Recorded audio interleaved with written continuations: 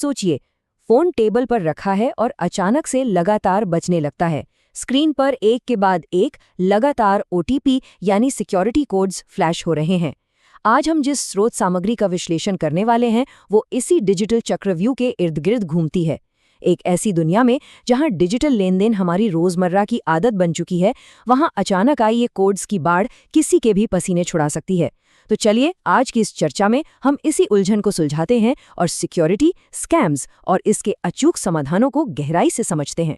जब इनबॉक्स में अचानक से बिना मांगे इतने सारे ओटीपी आने लगते हैं तो सच कहूं तो एक पल के लिए घबराहट होना बिल्कुल स्वाभाविक है।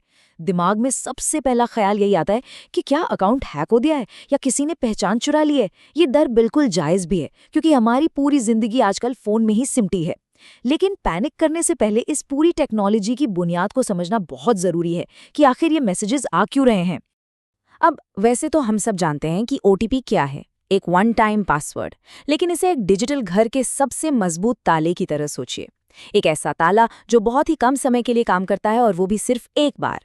जैसे घर का मुख्य दरवाजा अनजान लोगों को अंदर आने से रोकता है, वैसे ही ये ओटीपी हमारे और बैंक या किसी ऐप के बीच सुरक्षा की एक एक्स्ट्रा दीवार खड़ी कर देता है। अगर किसी हैकर को पासवर्ड मिल भी जाए ना, तब भी इस 6 अंकों के कोड के बिना वो कुछ नहीं कर सकता।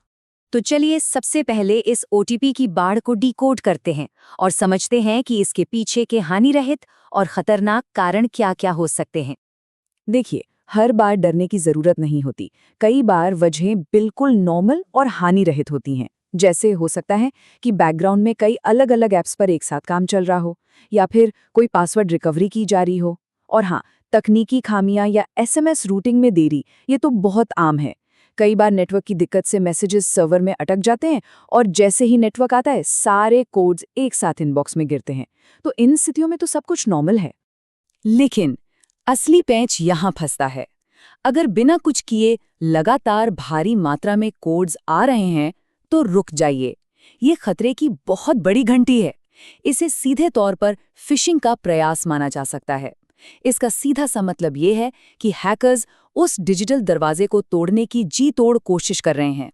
वो असली दिखने वाली फर्जी रिक्वेस्ट भेज रहे हैं ताकि किसी तरह सिस्टम के अंदर घुसपैठ की जा सके। ऐसी स्थिति में तुरंत अलर्ट होना बहुत जरूरी है।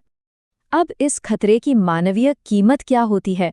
आइए ओटीपी स्कैम की असली कार्यप्रणाली को कुछ असल जिंदगी के उदाहरणों से समझते हैं। स्रोत में दी गई प्रिया की कहानी एक बहुत बड़ा सबक है।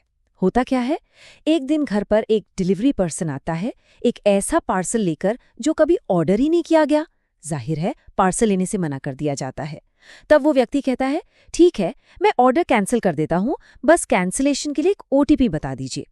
बिना ज़्यादा सोचे समझे वो आया हुआ मैसेज उस अजनबी को बता दिया जाता है और नतीजा, कोड बताते ही फ़ोन पूरी तरह हैक और कुछ ही मिनटों में बैंक अकाउंट बिल्कुल साफ। सिर्फ एक कोड शेयर करने का इतना भयानक नुकसान हो सकता है। संजना का केस भी कुछ ऐसा ही है, जो और भी ज्यादा चौंकाने वाला है। एक जाने माने बैंक ऐप से लोन अप्लाई किया जाता है। प्रोसेस चल ही रहा होता है कि अचानक एक कॉल आता है। सामने वाला बिल्कुल कॉन्फिडेंस के साथ खुद को बैंक का अधिकारी बताता है। वो कहता है कि लोन का पैसे अकाउंट में डालने के लिए ओटीपी चाहिए। उस अथॉरिटी फिगर पर भरोसा करके कोड बता दिया जाता है। मैसेज आता है कि लोन क्रेडिट हो गया, लेकिन अगले ही पल एक और मैसेज आता है जो होश उड़ा देता है। पूरा का पूरा पैसा अकाउंट से निकाल लिया गया है। अनजान कॉल पर किया गया ये एक भरोसा बहुत भारी पड़ गया। तो सवाल ये है कि इन सब से बचा कैसे जाए? हमारी बचाव की रणनीति क्या होनी चाहिए ताकि डिजिटल संपत्तियों को हमेशा सुरक्षित रखा जा सके? सबसे पहली और मजबूत ढाल हम खुद हैं। अगर लगातार मैसेजेस की बाढ़ आ रही है तो सीधे उस प्लेटफॉर्म के ऑफिशियल कस्टमर केयर को संपर्क करना चाहिए। वो लुभावने ईमेल्स जिनमें फ्री गिफ्ट्स या प्री अप्रूव्ड लोन के ऑफर्स होते हैं, उनके लिंक्स से तो बिल्कुल दूर रहना है। और सबसे अहम बात, अगर कोई अनजान व्यक्ति कॉल करके कोई भी संवेदनशील डिटेल मांगे, चाहे वो खुद को किसी भी बड़ी कंपनी का मैनेजर ही क्यों ना बता दे, उसे तुरंत इग्नोर कर देना है। आजकल इंटरनेट पर मौजूद ढेरों फर्जी लोन ऐप्स से भी बहुत बचकर रहने की जरूरत है। स्रोत सामग्री में एक और बहुत ही दिलचस्प और जरूरी चेतावनी दी गई है, और वो है साइबर कैफे के इस्तेमाल के बारे में।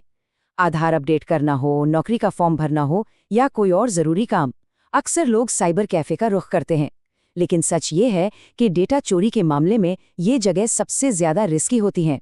वहाँ पब्लिक नेटवर्क इस्तेमाल होता है, जो कि हैकर्स का फेवरेट अड्डा है। तो संवेदनशील डिजिटल कामों के लिए ऐसी जगहों का इस्तेमाल करने से पूरी तरह बचना चाहिए।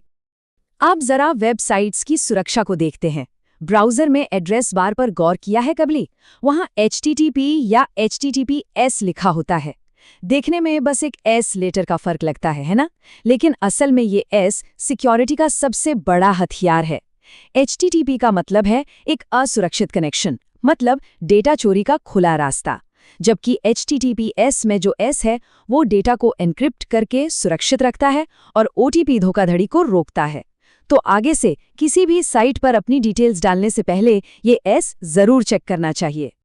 आखिर में इस पूरी चर्चा का निचोड़ स्रोत के इस एक कोट में मिल जाता है। थोड़ी सी सावधानी और व्यक्ति एक बड़े वित्तीय नुकसान से बच सकता है। ये बात बिल्कुल 100% की सही है। आज की इस तेज रफ्तार डिजिटल दुनिया में सतर्क रहना, हर एक कदम सोच समझ कर रखना ही सबसे बेहतरीन डिफेंस है। बिना सोचे समझे एक मैसेज पढ़कर किसी अनजान को बता देना भारी पड़ सकता है, लेकिन वहीं बस एक पल का ठहराव और समझदारी जिंदगी भर की कमाई को बचा सकती है।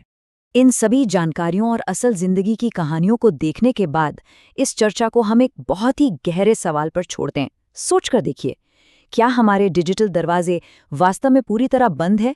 क्या हमारी ऑनलाइन आदतें और डिजिटल फुटप्रिंट्स हमें सुरक्षित रख रहे हैं, या हम अनजाने में कोई बड़ा रिस्क ले रहे हैं? इस पर जरूर विचार होना चाहिए, ताकि आगे आने वाले किसी भी खतरे से बचा जा सके। इस महत्वपूर्ण विश्लेषण में साथ जुड़ने के लिए बहुत बहुत धन्यवाद।